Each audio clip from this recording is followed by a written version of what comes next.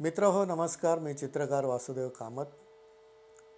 माझ्या प्रदर्शनातील चित्रांकडे ज्यावेळी रसिक पाहत असतो त्यावेळी एखाद्या चित्रावर माझा नेमका विचार काय आहे हे विचारण्यासाठी रसिक जेव्हा माझ्याशी बोलू लागतो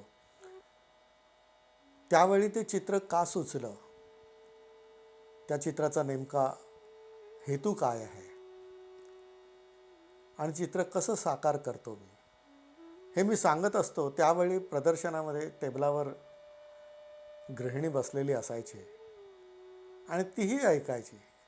एकदा तिने म्हटलं की प्रदर्शनामध्ये अनेक जण चित्र बघायला येतात आणि जे तुमच्याशी बोलतात त्यांना तुम्ही फक्त सांगता, परंतु तुम्ही सांगत असलेला विचार, तुमचं काय म्हणणं आहे हे सर्वांपर्यंत पोहोचेल असं काहीतरी करायला पाहिजे.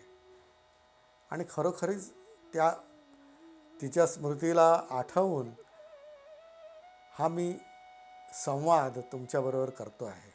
चित्र जन्माला कसं येतं, चित्र पूर्ण कधी होत असतं आणि पूर्ण केल्यानंतर चित्र ते रसिकाशी कसा संवाद करत असतं हे सांगत असताना मोगरा फुलला ही माझी संतांच्या चित्रावरची जी सिरीज आहे त्यातलं पहिलं चित्र, जे टायटल चित्र म्हणूया आपण, अशा प्रकारे साकार झालं ते म्हणजे संत ज्ञानेश्वरांचं मोगरा फुलला या गीतावरून, त्या अभंगावरून.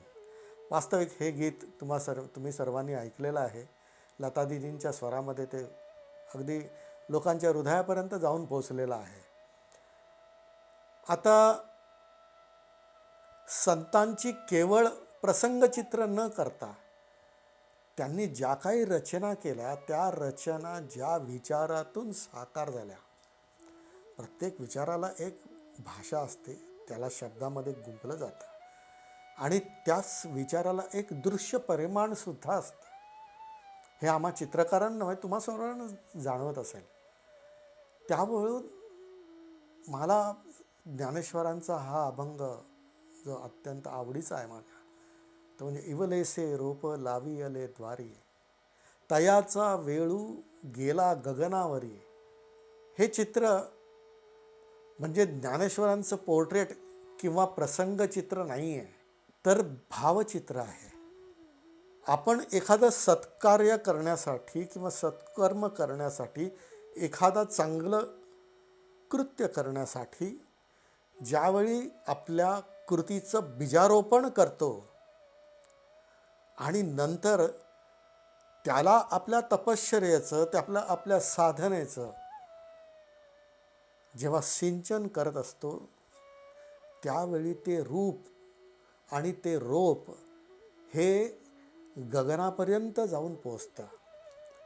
तर ज्ञानेश्वरांनी समाधी घेत असताना किंवा ध्यानधारणा करत असताना, ध्यानस्थ बसलेल्या असताना त्यांना जी काही जाणीव झालेली असेल आणि ती आत्मानुभवाची, अमृतानुभवाची वेळू जी आहे, म्हणजे तो जो वेल आहे हा गगनापर्यंत पोचला आणि असंख्य कळ्यांनी बहरला. त्याची पडलेली फुलं वेचायला जावीत तर परत आणखीन नवीन कळ्या त्याच्यावरती उमलू लागल्या. हे अनंत आत्मानुभवाचं अनुभूती त्यांना जी जाणवली त्यांनी या अभंगामधून व्यक्त केली. आणि मग मला वाटलं की आपण चित्र करत असताना तसंच करावं.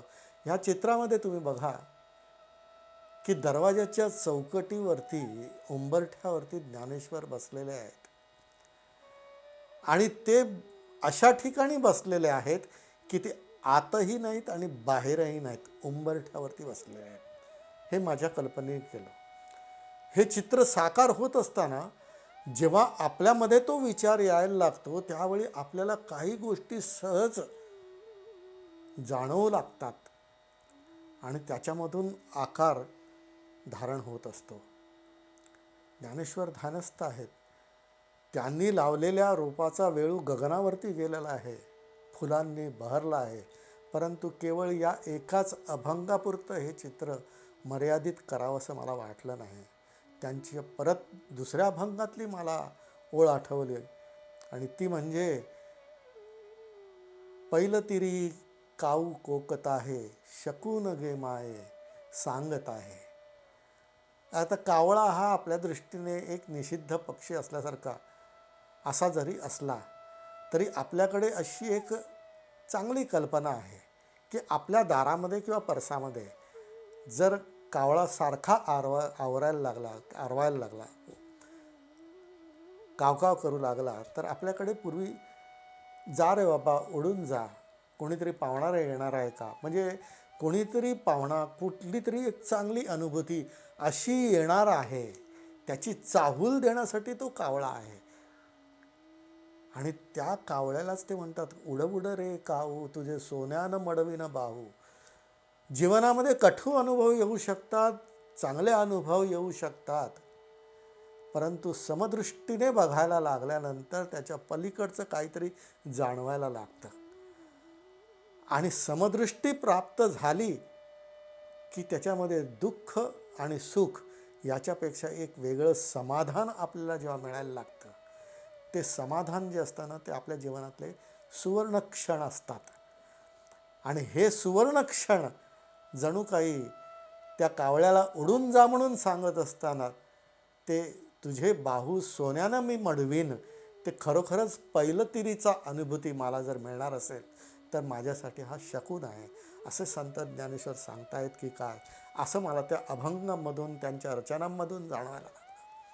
आणि त्यामधून हे चित्र साकार केलं. मनामध्ये चित्र एक विचार घेऊन येत असतं, त्या विचाराला एक भाषा असते कुठली, ज्याची त्याची जी मातृभाषा असते ती, परंतु त्या विचाराला एक दृश्यसुद्धा असतं. आपण जेव्हा विचार करतो ना त्यावेळी आपल्या मनचक्षुसमोर सुद्धा एक विचार दृश्य रूपाने जाणवायला लागतो. आम्ही कलावंत त्याला प्रत्यक्ष मूर्त रूप चित्राच्या रूपाने देतो.